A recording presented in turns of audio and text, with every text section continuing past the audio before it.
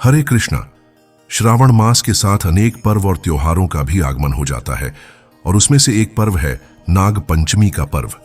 यह पर्व हर वर्ष श्रावण मास के शुक्ल पक्ष की पंचमी तिथि को मनाया जाता है। इस पावन पर्व पर स्त्रियां नाग देवता और भगवान शिव की विशेष पूजा अर्चना करती हैं तथा सर्पों को दूध अर्पित करती है। फिर वे अपने भाइयों और परिवार की सुरक्षा के लिए प्रार्थना भी करती हैं। तो चलिए आज के इस वीडियो में देखते हैं कि इस वर्ष 2025 में नाग पंचमी का पावन पर्व कौन से दिन आ रहा है और इस दिन के शुभ मुहूर्त कौन कौन से हैं।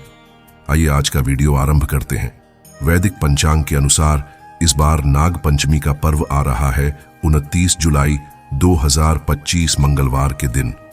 श्रावण मास की शुक्ल पंचमी तिथि 28 जुलाई रात्रि को 11:24 पर आरंभ हो जाएगी और 30 जुलाई की रात्रि में 12:46 को समाप्त होगी।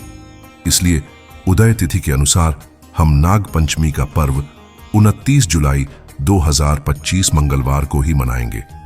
इस दिन नाग देवता की पूजा करने का समय रहेगा सुबह 5:41 से लेकर 8:23 के बीच में और इस प्रकार पूजा की कुल अवधि 2 घंटे 43 मिनट की रहेगी। इस दिन प्रातः में ब्रह्म मुहूर्त का समय रहेगा सुबह 4:17 से लेकर 4:59 के बीच में और सूर्योदय होगा सुबह 5:41 पर। सूर्यास्त का समय रहेगा शाम 7:14 पर। प्रातः काल में अगर आप भगवान शिव की पूजा आराधना करना चाहते हैं तो यह समय रहेगा सुबह 4:38 से लेकर 5:41 तक। इस दिन अभिजीत मुहूर्त है दोपहर को 12 बजे से लेकर 12:55 तक और दोपहर 2:43 से लेकर 3:37 तक विजय मुहूर्त रहेगा। इसके साथ साथ इस दिन रवि योग भी बन रहा है जो कि शाम को 7:27 से शुरू हो जाएगा और अगले दिन सुबह 5:41 तक रहेगा। तो इस प्रकार इस दिन के जितने भी शुभ मुहूर्त हैं उसके अंदर आप भगवान शिव की पूजा आराधना कर सकते हैं, नाग देवता की पूजा आराधना कर सकते हैं। इसमें से किसी भी शुभ समय पर आप धार्मिक अनुष्ठान कर सकते हैं। शिव मंदिर में जाकर या फिर अपने घर पर भी रुद्र अभिषेक कर सकते हैं। नाग देवता भगवान शिव के गण हैं और इसलिए इस दिन नाग देवता की विशेष रूप से पूजा की जाती है। इससे भगवान शिव भी प्रसन्न होते हैं और उनकी विशेष कृपा भक्तों पर बनी रहती है। ऐसा कहा जाता है कि इस दिन विधि विधान पूर्वक नाग देवता की अगर पूजा की जाए तो व्यक्ति अपनी 7 पीढ़ियों को सर्पदंश के भय से मुक्त करा सकता है और स्वयं भगवान शिव उनकी रक्षा करते हैं।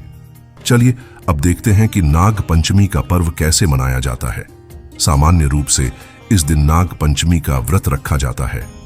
इस दिन कई लोग संपूर्ण उपवास करते हैं तो कई लोग एक समय अन्न भोजन स्वीकार करते हैं।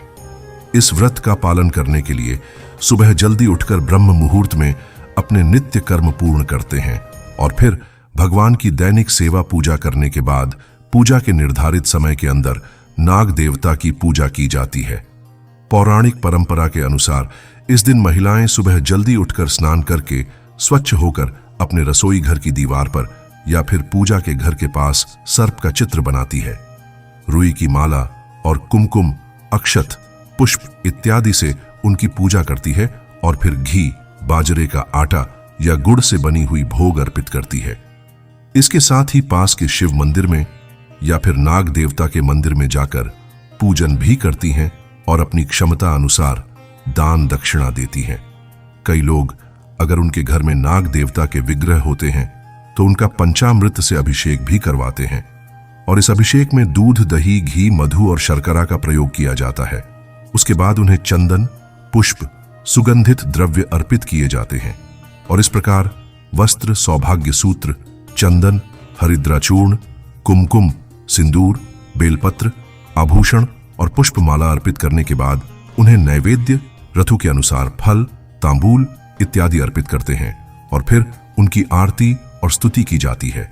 अगर आप अपने घर पर नाग पंचमी की पूजा कर रहे हैं तो पूजा करने के बाद अंत में आप इस श्लोक का उच्चारण कर सकते हैं।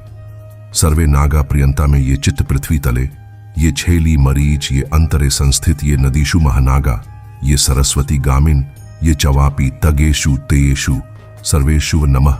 इसका अर्थ है इस संसार में आकाश, स्वर्ग, झीलें, कुएं, तालाब और सूर्य किरणों में निवास करने वाले सभी सर्प हमें आशीर्वाद दें। हम सभी आपको बारंबार नमस्कार करते हैं और इस प्रकार इस मंत्र का उच्चारण करके आप नाग देवता से अपने और अपने परिवार की सुख, शांति और समृद्धि के लिए प्रार्थना कर सकते हैं। ऐसा कहा जाता है कि अगर किसी को काल सर्प दोष है तो उन्हें इस दिन विशेषकर नाग देवता की पूजा करनी चाहिए। काल सर्प दोष की शांति के लिए भगवान शिव की पूजा का भी विधान है और इसके साथ ही इस दिन सुयोग्य व्यक्ति को अन्न, वस्त्र या धन का दान करने से भी शुभ फल की प्राप्ति होती है। और जैसा कि आप सब जानते हैं, परम भगवान श्री कृष्ण के बड़े भाई यानी कि बलराम जी भी अनंत शेष का अवतार हैं। इसलिए नाग पंचमी के दिन आप बलराम जी की पूजा अर्चना भी कर सकते हैं, उन्हें प्रणाम और प्रार्थना भी कर सकते हैं और उन्हें यह विशेषकर प्रार्थना कर सकते हैं कि वे आपकी भक्ति की रक्षा करें।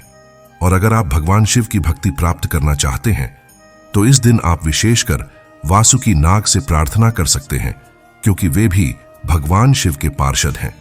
तो इस प्रकार हम देख सकते हैं कि नाग पंचमी का पर्व हमारी वैदिक परंपरा में अत्यंत मूलभूत और महत्वपूर्ण पर्व है। क्या आप इस नाग पंचमी का पर्व अपनी स्थानिक परंपरा के अनुसार मनाते हैं? यह हमें नीचे कमेंट बॉक्स में लिखकर जरूर बताइएगा।